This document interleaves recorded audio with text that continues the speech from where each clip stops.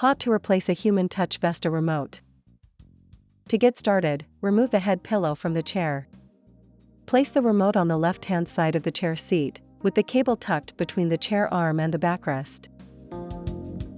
Disconnect the chair power cord from the power supply by lifting up on the connector lock and then disconnecting the connectors. Gently tip the chair onto its left-hand side. Open the remote connector lock, then disconnect the connectors. Now, let's replace it. Align the remote connector pins with the sockets, connect the connectors, then close the connector lock. Gently return the chair to the upright position.